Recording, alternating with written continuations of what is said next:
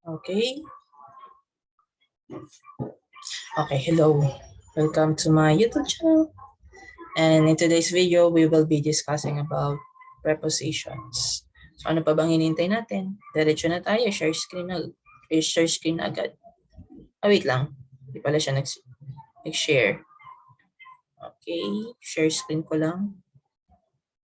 Okay. Okay. So we will be discussing about preposition. Ano nga ba ang preposition? First, alamin natin muna yung learning competencies natin.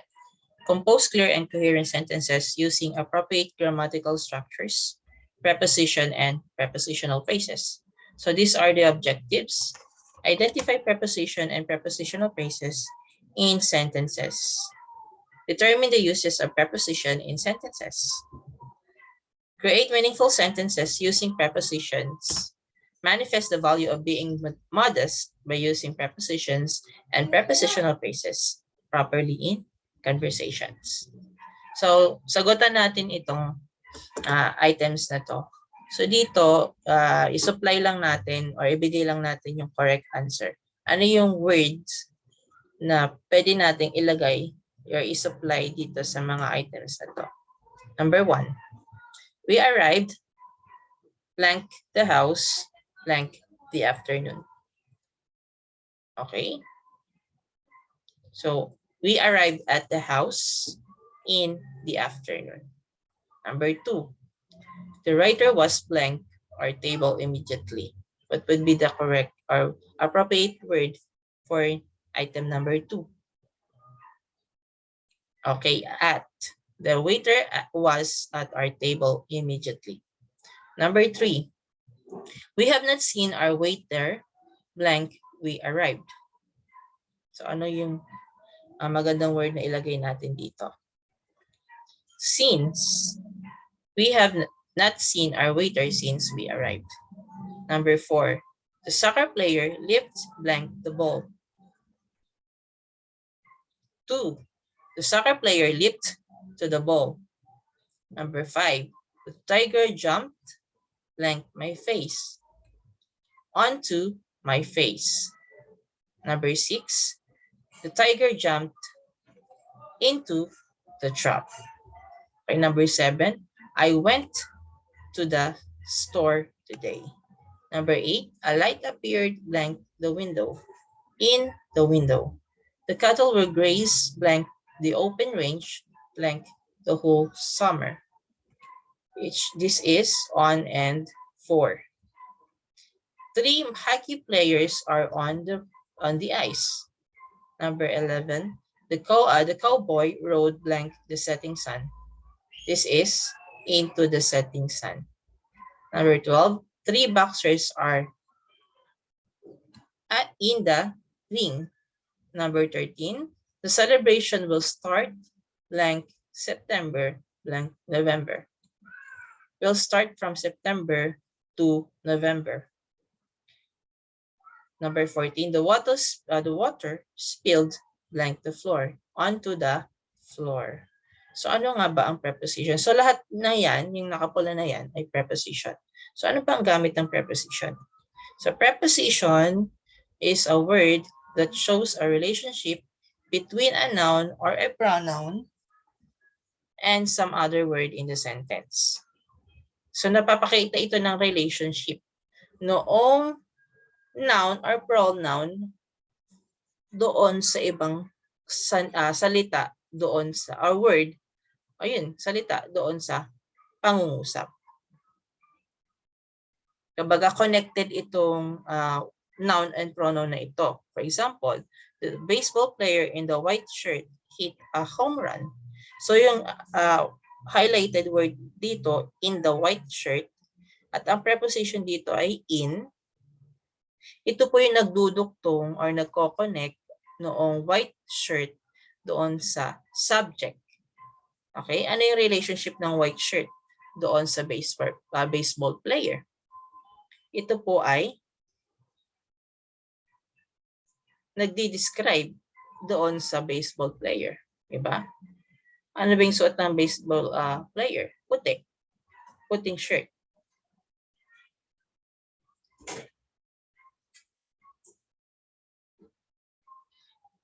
Okay? So these are examples of preposition. And the word being relate or connected to other word in the sentence. Ito yung kinoconnect ng mga preposition sa ibang mga words sa sentence. Katulad ng subject, di ba? Ito yung mga nouns or pronouns. On her boat, in a house, near the goat, under a mouse, before noon, during class, about a goon, without a pass. So, may iba-ibang klase ng preposition. Pero ito ay generalize na lang natin yung gamit at yung klase ng preposition at example ng preposition. So, these are commonly used preposition in English language. So, first is preposition in. Wait lang may nag-chat.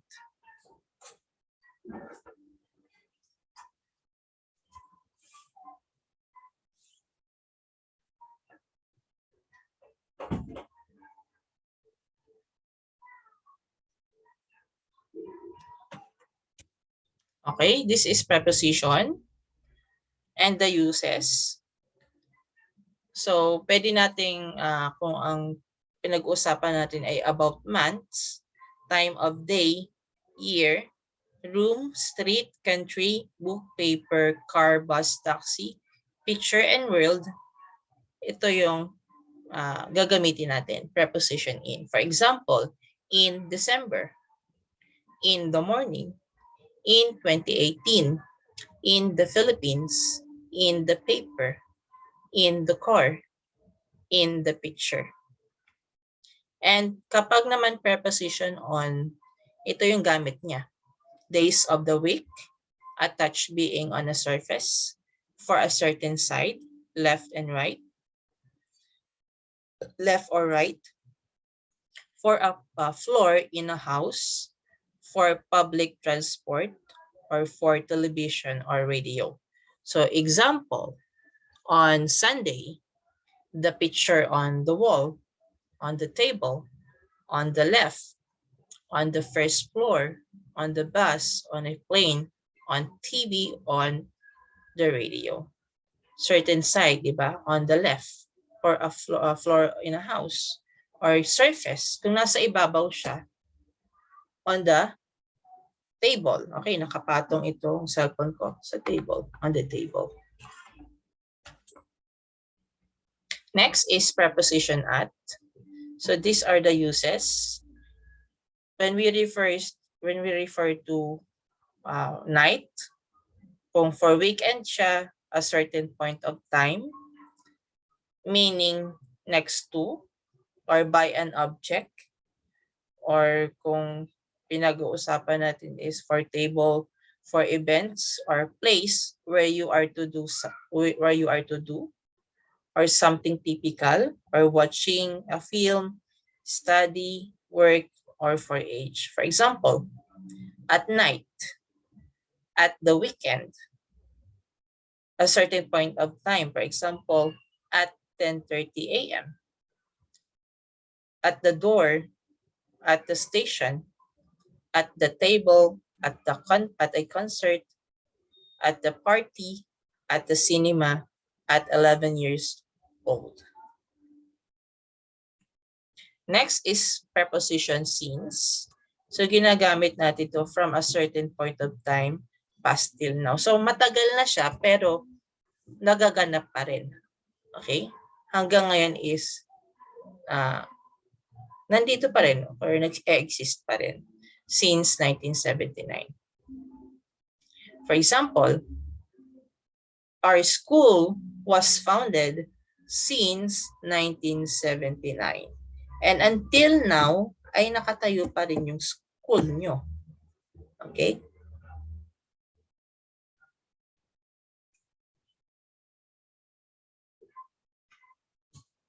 Another example of preposition, we have for. The use is over a certain or period of time, past till now. So same lang naman siya ng ng gamit ng since at saka for. Pero itong for 5 years, ay sorry.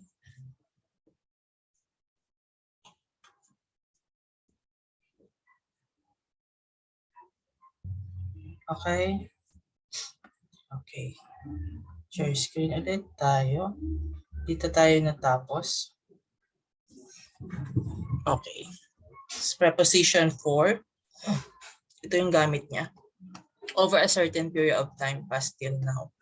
For example, for 5 years.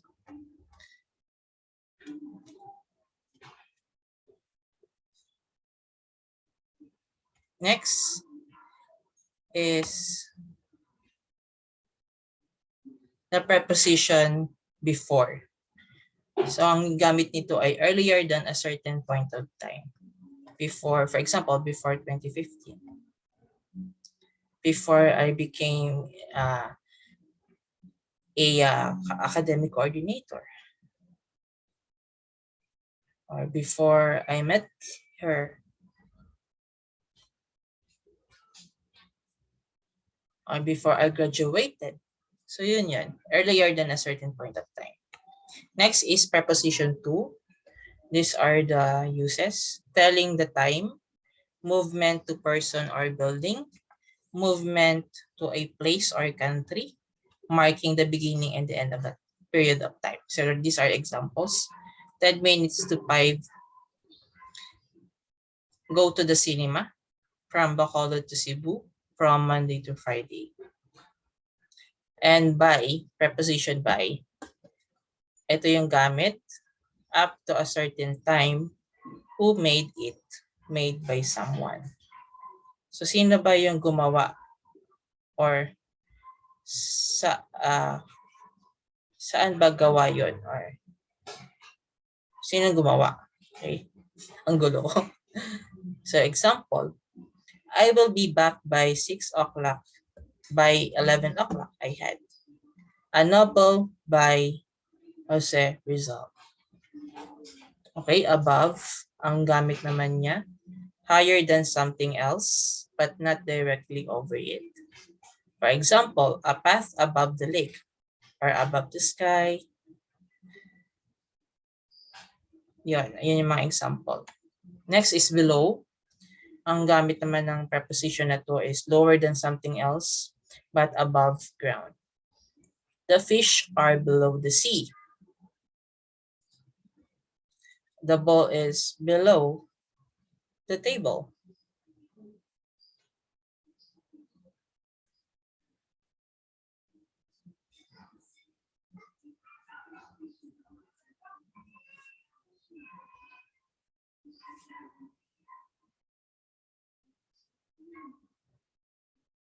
Or below average. Okay, under. This is on the ground, lower than or covered by something else. Example, the bag is under the table. Preposition over is, ito yung gamit niya. Covered by something else, meaning more than, getting to the other side, or also across. For example, put a jacket over your shirt. Over 16 years of age. Walk over the bridge. Climb over the wall. Preposition across. Ang gamit niya ay getting to the other side, also over, or getting to the other side. For example, walk across the bridge, swim across the river. And then preposition of, ang gamit naman niya, who, what, does, it belongs to. And what does it shows? Okay, example, a page of the book, the picture of a province. Next is preposition of. Ang ibig sabihin nito, ang gamit niya ay leaving a public transport vehicle. So parang kapag aalis ka or iiwanan mo yung lugar na yon. For example, get off the train. Next is preposition from. So ang gamit niya is who gave it. Sino yung nagbigay? and in the sense of where from, saan galing. Okay, example, a gift from Gia and a flower from the garden. Next is preposition about. Ang use naman niya is for topics, meaning of a thing. Kumbaga, pinapaliwanag mo kung ano ibig sabihin yan. Or ano ba yung patungkol saan ba yung bagay na yan or topic. Or ano ba yung ibig sabihin yan. For example, we were looking for you. Tourism is about promoting one's country. Ulitin ko, na-misread ko. Tourism is about promoting one's country. Okay, next is into. This is, ang gamit niya is enter a room or a building. Okay, go, example, go into the kitchen, into the woods, into the forest. Entering, okay. Next is through, something with limits on top, bottom, and the side. Or for example, drive through the tunnel, or the light pass through transmitted transparent object, or tawag dito, translucent sunlight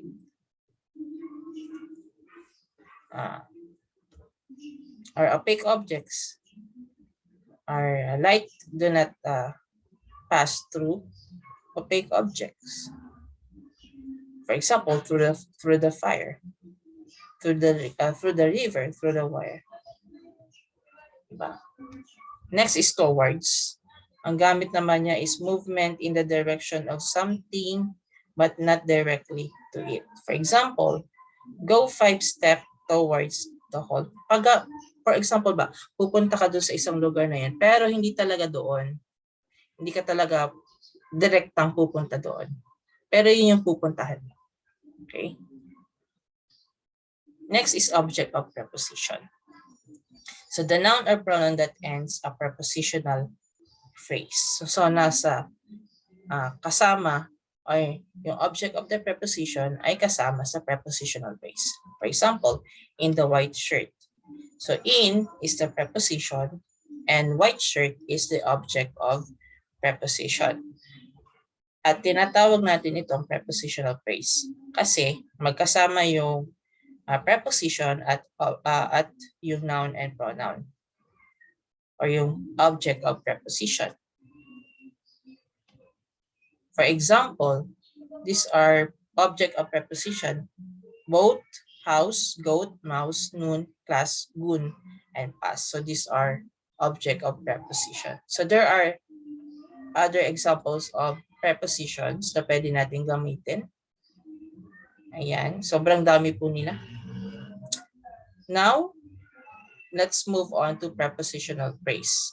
So what is a phrase? A phrase is a group of words that act as single part of speech, like an adjective that does not contain both subject and a verb. So binubuo yung phrase ng dalawang words, pero wala siyang subject and verb. Okay, it is a fragment of a sentence, so it cannot express an idea on its own. So incomplete thought to, it does not express an idea of its own.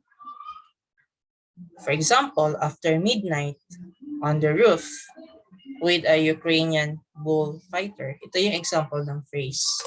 May iba-ibang klase po ng phrase. Pwedeng noun phrase, pwedeng verb phrase, adjective phrase, adverbial phrase, gerund phrase, and infinitive phrase. So may iba-iba klaseng phrase. So mag-stick tayo sa prepositional phrase. What is a phrase? Okay. So ito po yung prepositional phrase dito sa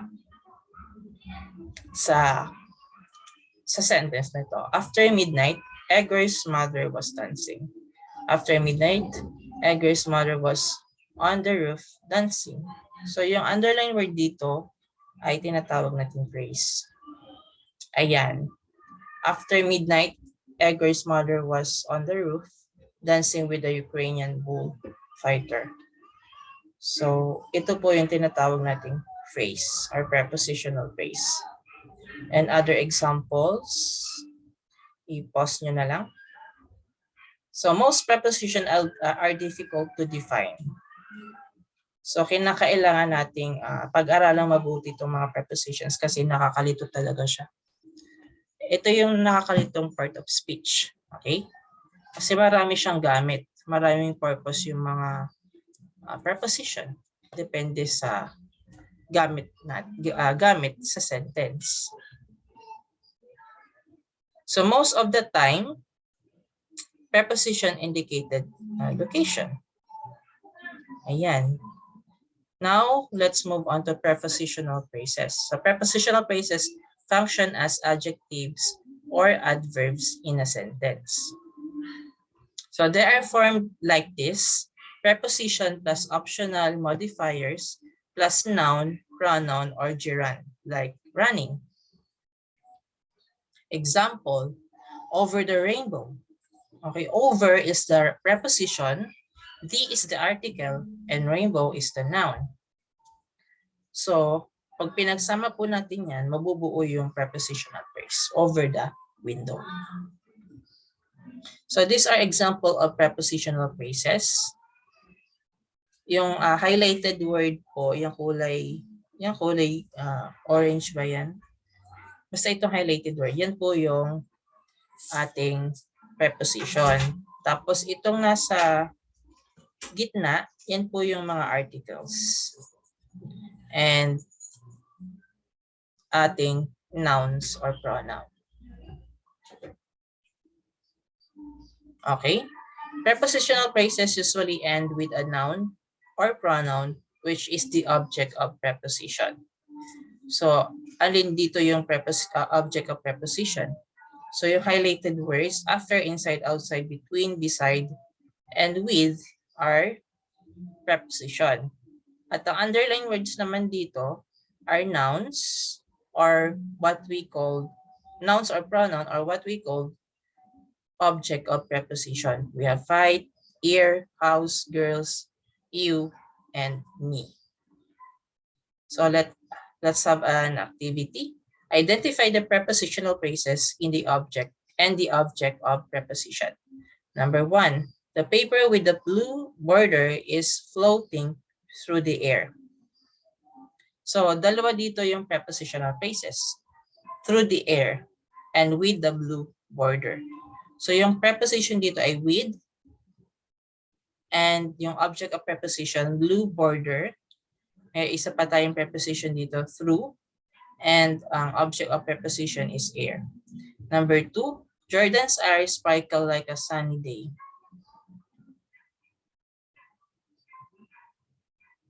Meron ba dito? Okay, yung like.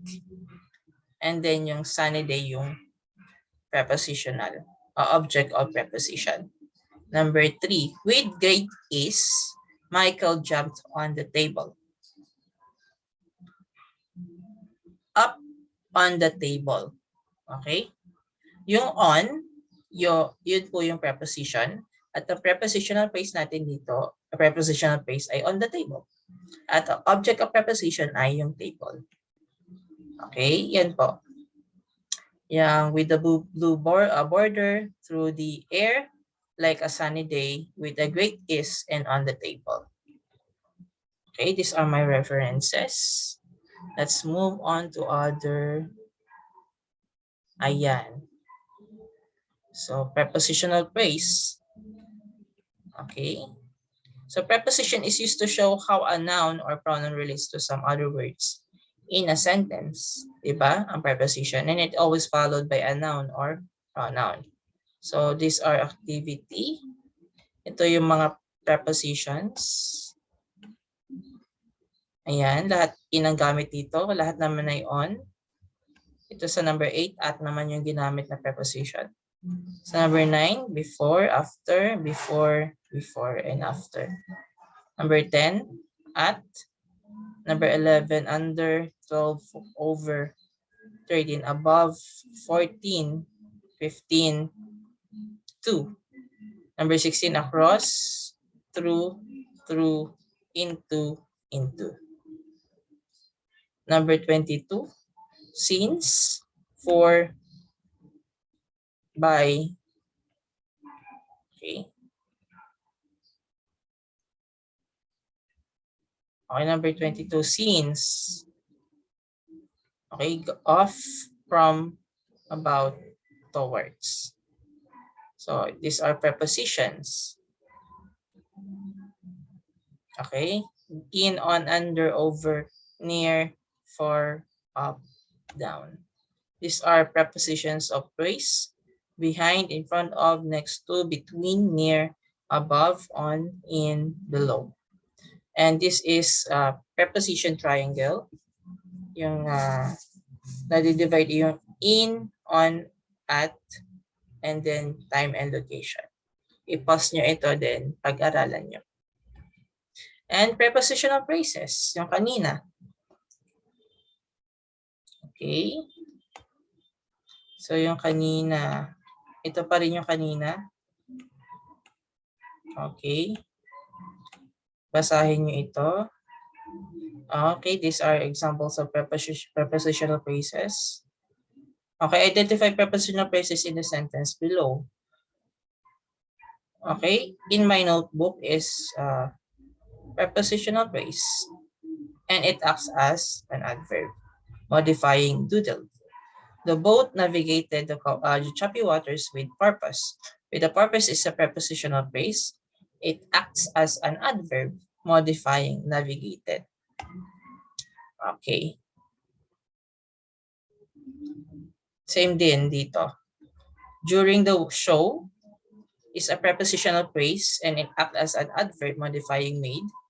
On the beach is the prepositional phrase, and it acts as an adjective modifying site. Number 5. After the party is the prepositional phrase. It acts as an adverb modifying stroke. Okay. Object of the preposition. So na-discuss ko na to kanina. Okay. Okay, the following exercises will help you gain greater understanding about how preposition work. Choose the best answer to complete each sentence. The fag was, or the bone was for the dog. Okay, number 2. We are going on vacation in August. Number 3. Please put the vase on the table.